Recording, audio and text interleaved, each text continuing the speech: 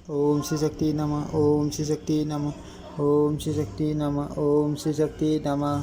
पापियों को प्राप्त होने वाली नरकों की यातनाओं का वर्णन, भगवत भक्ति का निरूपण तथा धर्मराज के उपदेश से भगीरथ का गंगा जी को लाने के लिए उद्योग।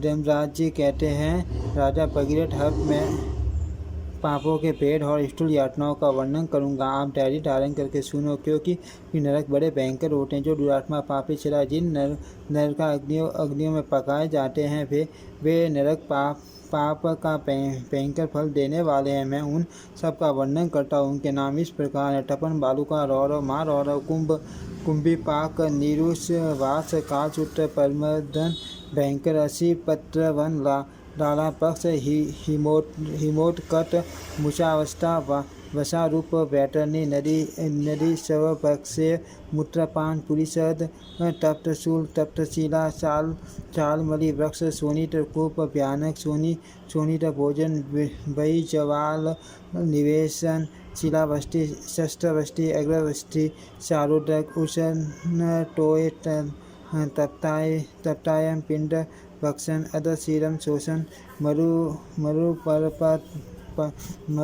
मरुपरतपन, पाषाण, वर्षा, कर्मी भोजन, चारोदपान, भ्रमण, कर्कशधारण, पुरी से लेपन, पुरी से भोजन, महाघोर, रेतपान, सर्व संधिदान, धूपपान, पाशाबंध, नाना शूलानुलेपन, अहंकार शयन, मुसल मर्दन, विविध काष्ठ यंत्र कर्षण छेदन, पटोन्नत पतन, गदादंड, दाढ़ी गजदंत परण, नानास प्रदर्शन, नासामुख, सीताम्बुवेशेषण, गोरचाराम्बुपान, लवन भक्षण, स्यायुषेद, स्टायुबंध, अस्थिषेद, सारंभु, पूर्णरंध्र प्रवेश, मांस भोजन, महाघोर, पितृपान, सलेशम भोजन, वृक्षागरपाटन, जलांतरमर्जन, पाषाण धारण, कंटकोपरिशयन, पिपीलिकादर्शन, वृश्चिक पीडन, व्याघ्र पीड़ा, श्रृंग लिपीड़ा, महिष पीडन, कर्दम शयन, दुर्गंध परिपूर्ण, बहुशस्त्र शयन, माँ टीक निषेवन, अतयुषण तैलपान, माँ कटु निषेवन, कषायोदक पान, तप्त पाषाण तक्षण, अतयुषण, शीत स्नान, दर्शन शीर्णन, तप्तायन शयन और अयोपाल बंदर, महापाक, इस तरह करोड़ों प्रकार की नरक यातनाएं होती हैं, जिनका शास्त्र वर्षों में भी वर्णन नहीं कर सकता। गोपाल, इन नरकों में से जिस पापी को जो प्राप्त होता है वह सब मैं बताऊंगा। ये सब मेरे मुख से सुनो। ब्रह्म हत्यारा, शराबी, शूरवन की चोरी करने वाला, गुरु पत्नी गामी, ये पाठकी हैं।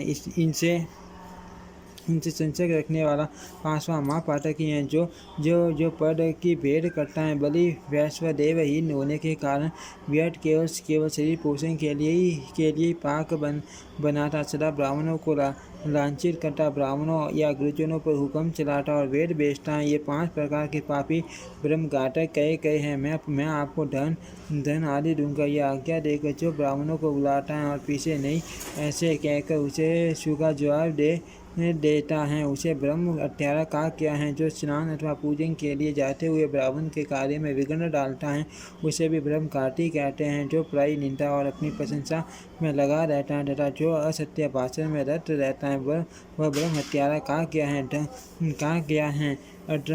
अधर्म का अनुमोदन करने वाले को भी ब्रह्मघाती कहते हैं। जो दूसरों को उद्वेग में डालता है, दूसरों के दोषों की चुगली खाता और पाखंडपूर्ण आचार में तत्पर रहता है, उसे ब्रह्म हत्यारा बताया गया है। जो प्रतिदिन दान लेता, प्राणियों के वध में तत्पर रहता तथा अधर्म का अनुमोदन करता, उसे भी ब्रह्मघाती कहा गया है। राजन, इस तरह नाना प्रकार के पाप ब्रह्म हत्या के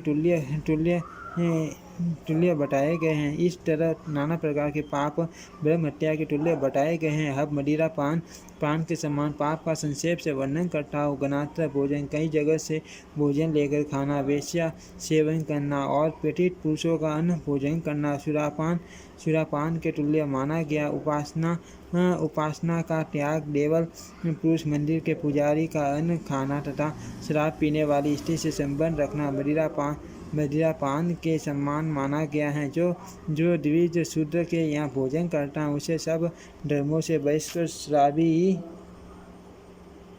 ही समझना चाहिए। जो शूद्र के आज्ञा अनुसार दास का कर्म करता है, वह नराधम ब्राह्मण मदिरा पान के समान पाप का भागी होता है। इस तरह अनेक प्रकार के पाप मदिरा पान के तुल्य माने गए हैं। अब मैं सूर्यवन की सोरी के समान पाप का वर्णन करता हूँ। सुनो, कंद मूल फल कस्तूरी रेशमी वस्त्र तथा रत्नों की सोरी को सदा सूर्यवन की सोरी के ही समान माना गया है। तांबा, लोहा, रांका, कांस, घी, शहद और सुगंधित द्रव्यों का अपहरण करना सूर्यवन की सोरी के समान माना गया है। सुपारी, जल, चंदन तथा कपूर का अपहरण भी सूर्यवन की सोरी के समान है। श्राद्ध का त्याग, धर्म कार्य का लोभ करना और यति पुरुषों की निंदा करना भी सूर्यवन की सोरी के समान माना गया है। भोजन के योग्य पदार्थों का अपहरण, विविध प्रकार के अनाजों की चोरी तथा रुद्राक्ष का अपहरण भी सूर्यवन की सोरी के समान माना गया है। अब गुरुपत्नी गमन के सम्मान पाप का वर्णन किया जाता है। भगिनी, पुत्र, वधू तथा रजस वाला स्त्री के साथ संगम करना गुरुपत्नी गमन के समान माना गया है। नीच प्रजाति की स्त्री से संबंध रखना, मदिरा पीने वाली स्त्री से सहवास करना तथा प्राय स्त्री के साथ संभोग करना गुरुतल पग गमन के समान माना गया है। भाई की स्त्री के साथ गमन, मित्र की स्त्री का सेवन तथा अपने पर विश्वास करने वाली स्त्री के सतीत्व का अपहरण भी गुरुतल पग गमन के समान माना गया है। असमय में मैथुन कर्म करना, पुत्री गमन करना तथा धर्म का लोभ और शास्त्र की निंदा करना, यह सब गुरुपुत्री गमन के समान माना गया है। राजन, इस प्रकार के पाप महापातक कहे गए हैं। इनमें से किसी एक के साथ भी संसर्ग रखने वाला पुरुष उनके समान हो जाता है। सांसित ऋषियों ने जिस किसी प्रकार प्रायश्चित आदि की व्यवस्था द्वारा इन पापों के निवारण का उपाय देखा है। पूर्वतः जो पाप प्रायश्चित से रहित है, उनका वर्णन सुनो। वे पाप समस्त पापों के तुल्य तथा बड़े भारी नरक देने वाले हैं। ब्रह्म हत्या आदि पापों के निवारण का उपाय तो किसी प्रकार हो सकता है, परंतु जो ब्राह्मण से द्वेष करता है, उसका कहीं भी निष्ठा नहीं होता। नरेश्वर, जो विश्वासघाती करते गण तथा शूद्र जाति स्त्री का संग करने वाले, उनका उद्धार कभी नहीं होता। जिनका शरीर निंदित अन्न से पुष्ट हुआ है तथा जिनका चित्त वेदों की निंदा में ही रहते हैं, जो भगवत कथा वार्ता आदि की निंदा करते हैं, उनका इकलोक तथा परलोक में कहीं भी उद्धार नहीं होता। प्रायश्चितहीन और भी बहुत से पाप हैं, उनका परिचय मेरे नरक वर्णन के साथ सुनो। जो महापातक के बताए गए हैं, वे उन प्रत्येक नरक में एक युग रहते हैं और अंत में इस पृथ्वी पर आकर वे 7 जन्मों तक गधे होते हैं। तदंतर वे पापी 10 जन्मों तक घाव से भरे शरीर वाले कुत्ते होते हैं। फिर 100 वर्षों तक उन्हें विष्ठा का कीड़ा होना पड़ता है। तदंतर 12 जन्मों तक वे सर्प होते हैं। राजन, इसके बाद 1000 जन्मों तक वे मृग आदि पशु होते हैं। फिर 100 वर्षों तक स्थावर वृक्ष आदि योनि में जन्म लेते हैं। तत्पश्चात उन्हें गो का शरीर प्राप्त होता है। फिर 60 जन्मों तक वे पापाचारी सांडाल होते हैं। इसके बाद 16 जन्मों तक उन्हें नीच जातियों में जन्म लेना पड़ता है। फिर 2 जन्म तक वे दरिद्र, रोग पीड़ित तथा सदा प्रतिग्रह लेने वाले होते हैं।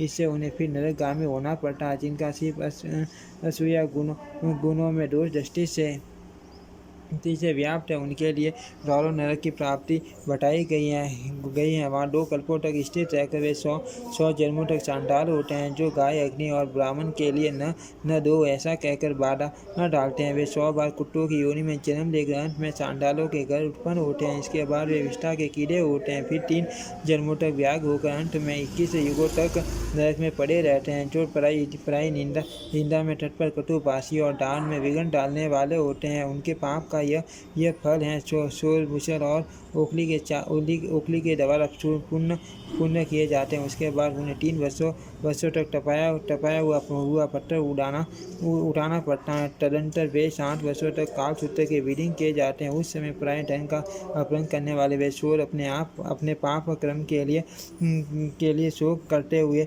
कर्म के फल से निरंतर नरकगामी पकाए जाते हैं, जो दूसरों के दोष बताते हैं या चुगली खाते हैं। उन्हें जिस भयंकर नरक की प्राप्ति होती है वह सुनो। उन्हें 1 सहस्त्र युग तक तपाए हुए लोहे का पिंड भक्षण करना पड़ता है।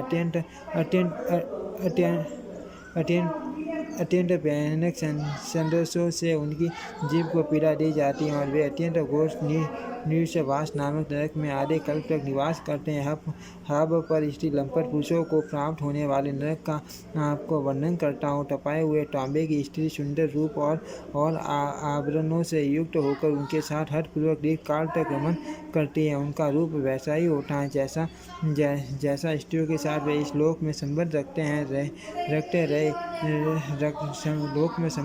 रहे। वह पुरुष उनके भय से भागता है और वे बलपूर्वक उसे पकड़ लेती हैं तथा उसके पाप कर्म का परिचय देती हुई उन्हें क्रमश विभिन्न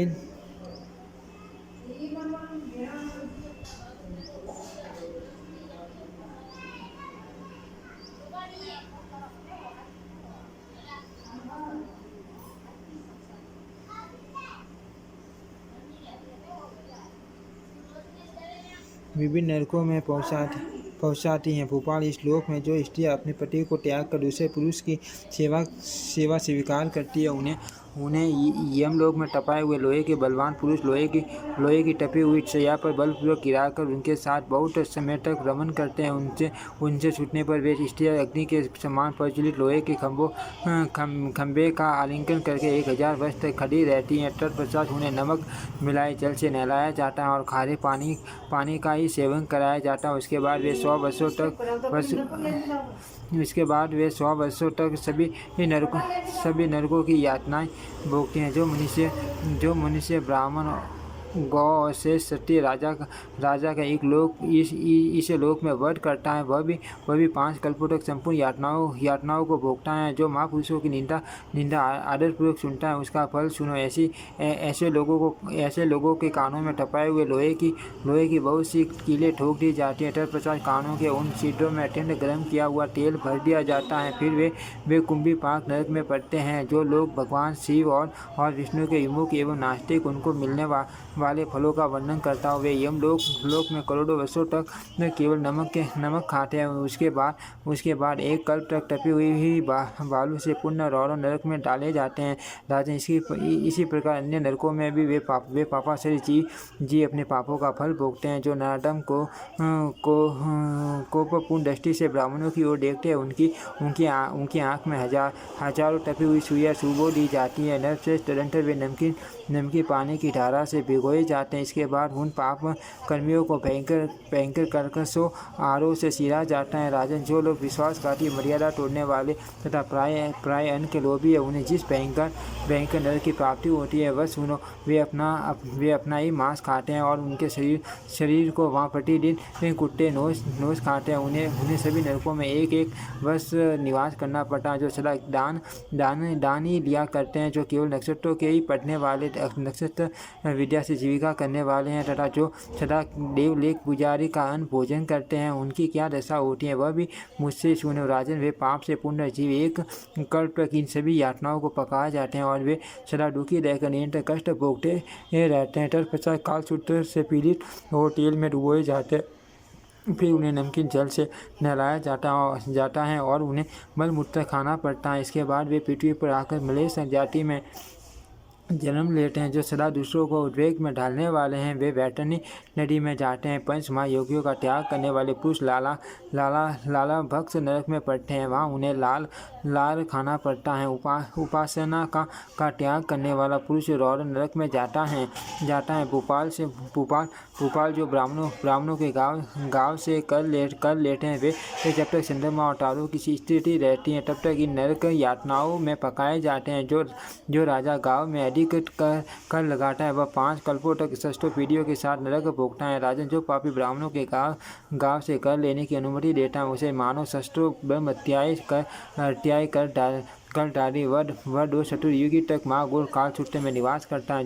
जो माँ पापी पे योनि से भिन्न स्थान योनि विजातीय योनि और पशु योनि में वीर्य त्याग करता है, वह यमलोक में वीर्य ही भोजन के लिए पाता है।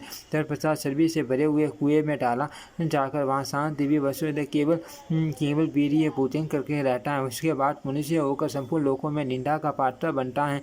राजन, जो उपवास के दिन दातुन करता है, वह 4 युगों तक व्याघ्र पक्ष नामक घोर नरक में पड़ा रहता है, जिसमें व्याघ्र उसका मांस खाते हैं। जो अपने कर्मों का परित्याग करने वाला है, उसे विद्वान पुरुष पाखंडी कहते हैं। उसका साथ करने वाला भी उसी के समान हो जाता है। वे दोनों अत्यंत पापी हैं और षष्ठों कल्पों तक कर्मश नरक यातनाएं भोगते हैं। राजन, जो देवता संबंधी द्रव्य का अपहरण करने वाले और गुरु का धन चुराने वाले हैं, वे ब्रह्म हत्या के समान पाप का फल भोगते हैं। जो अनाथ का धन हड़प लेते हैं और अनाथ से द्वेष करते हैं, वे कोटि कल्प षष्ठों तक नरक में निवास करते हैं। जो स्त्री और शूद्रों के समीप वेदा अध्ययन करते हैं, उनके पाप का फल बतलाता हूँ। ध्यान देकर सुनो। उनका सिर नीचे करके पैर ऊपर कर दिया जाता है और दोनों पैरों को 2 खंभों में कांटे से जड़ दिया जाता है। फिर वे ब्रह्मा जी के 1 वर्ष तक प्रतिदिन धुआं पीकर रहते हैं। जो जल और देव मंदिर में तथा उनके समीप अपने शारीरिक मल का त्याग करता है, वह पूर्ण हत्या के समान अत्यंत भयानक पाप को प्राप्त होता है। जो ब्राह्मण का धन तथा सुगंधित काष्ठ चुराते हैं, वे चंद्रमा और तारों की स्थिति पर्यंत घोर नरक में पड़े रहते हैं। राजा, ब्राह्मणों के धन का अपहरण इकलोक और परलोक में भी दुख देने वाला है। इस लोक में तो वह धन का नाश करता है और परलोक में नरक की प्राप्ति कराता है। जो झूठी गवाही देता है, उसके पाप का फल सुनो। वह जब तक 14 इंद्रियों को जब तक 14 इंद्रियों का राज्य समाप्त होता है, तब तक संपूर्ण यातनाओं को भोगता रहता है। इस लोक में उसके पुत्र पौत्र नष्ट हो जाते हैं और परलोक में वह रौरव तथा नरकों को क्रमश भोगता है। जो मनुष्य अत्यंत कामी और मिथ्यावादी, उनके मुंह में सर्प के समान जोखें बढ़ दी जाती है। इस अवस्था में उन्हें 60,000 वर्षों तक रहना पड़ता है। तत्पश्चात उन्हें खारे पानी से नहलाया जाता है। मुनीश्वर, जो ऋतुकाल में अपनी स्त्री से सहवास नहीं करते, वे ब्रह्म हत्या का फल पाते हैं और घोर नरक में जाते हैं। जो किसी को अत्याचार करते देख कर शक्ति होते हुए भी उसका निवारण नहीं करता, वह भी उस अत्याचार के पाप का भागी होता है और वे दोनों नरक में पड़ते हैं। जो लोग पापियों के पापों की गिनती करके दूसरों को बताते हैं, वे पाप सत्य होने पर भी उनके पाप के भागी होते हैं। राजन, यदि वे पाप झूठे निकले तो कहने वालों को दूने पाप का भागी होना पड़ता है। जो पापहीन पुरुष में पाप का आरोप करके उसकी निंदा करता है, वह चंद्रमा और तारों के स्टडी काल तक घोर नरक में रहता है। जो व्रत लेकर उन्हें पुण्य किए बिना ही त्याग देता, वह 80 पत्र वन में पीड़ा भोग कर पृथ्वी पर किसी अंग से हीन होकर जन्म लेता है। जो मनुष्य दूसरों द्वारा किए जाने वाले व्रतों में विघ्न डालता है, वह मनुष्य अत्यंत दुखदायक और भयंकर श्लेष में भोजन नामक नरक में जहाँ कब भोजन करना पड़ता है जाता है। जो न्याय करने तथा धर्म की शिक्षा देने में पक्षपात करता है, वह 10,000 प्रायश्चित ले तो भी उस पाप से उसका उद्धार नहीं होता। जो अपने कटु वचनों से ब्राह्मणों का अपमान करता है, वह ब्रह्म हत्या को प्राप्त होता है और संपूर्ण नरकों की यातनाएं भोग कर 10 जन्मों तक सांडाल होता है। जो ब्राह्मणों को कोई चीज देते समय विघ्न डालता है, उसे ब्रह्म हत्या के समान प्रायश्चित करना चाहिए। जो दूसरों का धन चुराकर दूसरों को दान देता है, वह चुराने वाला तो नरक में जाता है और जिसका धन होता है उसी को उसका दान का फल मिलता है। जो कुछ देने की प्रतिज्ञा करके नहीं देता है, वह लाला पक्ष नरक में जाता है। राजन, जो सन्यासी की निंदा करता है, वह शिला यंत्र नामक नरक में जाता है। बगीचा काटने वाले लोग 21 युगों तक तक सब भोजन नामक नरक में रहते हैं, जहाँ कुत्ते उनका मांस नोच कर खाते हैं। फिर कमस वह सभी नरकों की यातनाएं भोगता है। भूपटे जो देव मंदिर तोड़ते, पोखरा नष्ट करते और फुलवारी उजाड़ देते हैं, वे जिस गति को प्राप्त होते हैं वह सुनो। वे इन सब यातनाओं नरकों में पकाए जाते हैं। अंत में 21 कल्पों तक वे विष्ठा के कीड़े होते हैं। राजन, उसके बाद वे 100 बार चांडाल की योनि में जन्म लेते हैं, जो झूठा खाते और मित्रों से द्रोह करते। उन्हें चंद्रमा और सूर्य के स्थिति काल तक भयंकर नरक यातनाएं भोगनी पड़ती हैं। जो पीटर यज्ञ और देव यज्ञ का अवशेष करते हैं तथा वैदिक मार्ग से बाहर हो जाते हैं, वे पाखंडी के नाम से प्रसिद्ध। उन्हें सब प्रकार की यातनाएं भोगनी पड़ती हैं। राजा भगीरथ, इस प्रकार पापियों के लिए अनेक प्रकार की यातनाएं हैं। प्रभु, मैं नरकों और उनकी यातनाओं की गणना करने में असमर्थ हूँ। भूपते, पापों, यातनाओं तथा धर्मों की संख्या बढ़ाने के लिए संसार में भगवान विष्णु के सिवा दूसरा कौन है? इन सब पापों का धर्म शास्त्र की विधि से प्रायश्चित कर लेने पर पाप राशि नष्ट हो जाती हैं। धार्मिक कृत्यों में जो न्यूनाधिकता रह जाती है, उसकी पूर्ति के लिए लक्ष्मीपति भगवान विष्णु के समीप पूर्वक पापों के प्रायश्चित करने चाहिए। गंगा, तुलसी, सत्संग, हरि कीर्तन, किसी के दोष न देखना और हिंसा से दूर रहना, ये सब बातें पापों का नाश करने वाली होती हैं। भगवान विष्णु को अर्पित किए हुए कर्म निश्चय ही सफल होते हैं। जो कर्म उन्हें अर्पित नहीं किए जाते, वे राख में डाली हुई आहुति के समान व्यर्थ होते हैं। नित्य नैमित्तिक काम्य तथा जो मोक्ष के साधनभूत कर्म है, वे सब भगवान विष्णु के समर्पित होने पर सात्विक और सफल होते हैं। भगवान विष्णु की उत्तम भक्ति सब पापों का नाश करने वाली। नर्क से सात्विक, राजस और तामस आदि भेदों से भक्ति 10 प्रकार की जाननी चाहिए। वह पाप रूपी वन को जलाने के लिए दावानल के समान। राजन, जो दूसरे का विनाश करने के लिए भगवान लक्ष्मीपति का भजन किया जाता है, वह धर्म तामसिक भक्ति है, क्योंकि वह दुष्ट भाव धारण करने वाली हैं। जो मन में कपट बुद्धि रखकर जैसे व्यभिचारिणी स्त्री अपने पति की सेवा करती है, उस प्रकार जगदीश्वर भगवान नारायण का पूजन करता है, उसकी वह मध्यमा तामसिक भक्ति है। पृथ्वीपाल, जो दूसरों को भगवान की आराधना में तत्पर देखकर ईर्ष्यावश स्वयं भी भगवान श्री हरि की पूजा करता है, उसकी वह क्रिया उत्तमा तामसिक भक्ति माने गए। जो धन धान्य आदि की याचना करते हुए परम श्रद्धा के साथ श्री हरि की रचना करता है, वह पूजा अधर्मा राजसी भक्ति मानी गई है। जो संपूर्ण लोकों में विख्यात कीर्ति का उद्देश्य रखकर परम भक्ति भाव से भगवान की आराधना करता है, उसकी वह क्रिया मध्यम राजसी भक्ति कही गई है। पृथ्वी पर जो चालुक्य और सारूप्य आदि पद प्राप्त करने की इच्छा से भगवान विष्णु की रचना करता है, उसके द्वारा की हुई वह पूजा उत्तम राजसी भक्ति कही गई है। जो अपने किए हुए पापों का नाश करने के लिए पूर्ण श्रद्धा के साथ श्री हरि की पूजा करता है, उसकी की हुई वह पूजा अधर्मा सात्विकी भक्ति मानी गई है। ये भगवान विष्णु को प्रिय है ऐसा मानकर जो सदा पूर्वक सेवा शुश्रूषा करता हूँ, उसकी वह सेवा मध्यमा सात्विकी भक्ति है। राजन, शास्त्र की ऐसी आज्ञा है, यह मानकर जो दास की पार्टी भगवान लक्ष्मीपति की पूजा अर्चना करता है, उसकी वह भक्ति सब प्रकार की भक्तियों में से उत्तम सात्विकी भक्ति मानी गई है। जो भगवान विष्णु की थोड़ी सी भी महिमा सुनकर परम संतुष्ट हो उनके ध्यान में तन्मय हो जाता हूँ, उसकी वह भक्ति उत्तमोत्तमा मानी गई है। मैं ही परम विष्णु रूप हूँ, मुझसे ही ये संपूर्ण जगत स्थित है। इस प्रकार जो सदा भगवान से अपने को अभिन्न देखता है, उसे उत्तमोत्तम भक्त समझना चाहिए। यह 10 प्रकार की भक्ति संसार बंधन का नाश करने वाली है। उसमें भी सात्विकी भक्ति संपूर्ण मनोवांछित फल देने वाली है। इसीलिए भोपाल शून्य संसार को जीतने की इच्छा वाले उपासक को अपने कर्म का त्याग न करते हुए भगवान जनार्दन की भक्ति करनी चाहिए। जो सर्व धर्म का परित्याग करके भक्ति मात्र से जीवन धारण करता है, उस पर भगवान विष्णु संतुष्ट नहीं होते। वे तो धर्माचरण से संतुष्ट होते हैं। संपूर्ण आगमों में आचार को प्रथम स्थान दिया गया। आशा से धर्म प्रकट होता है। धर्म के स्वामी साक्षात भगवान विष्णु है, इसलिए सर्व धर्म का विरोध न करते हुए श्री हरि की भक्ति करनी चाहिए। सदाचार शून्य मनुष्य के धर्म भी सुख देने वाले नहीं होते। सर्व धर्म पालन के बिना की हुई भक्ति भी नहीं की हुई के सम्मान कही गई है। राजन, आपने जो कुछ पूछा था वह सब मैंने कह दिया। अतः आप अपने धर्म में तत्पर रहकर सूक्ष्म से सूक्ष्म स्वरूप वाले जनार्दन भगवान नारायण का पूजन करो।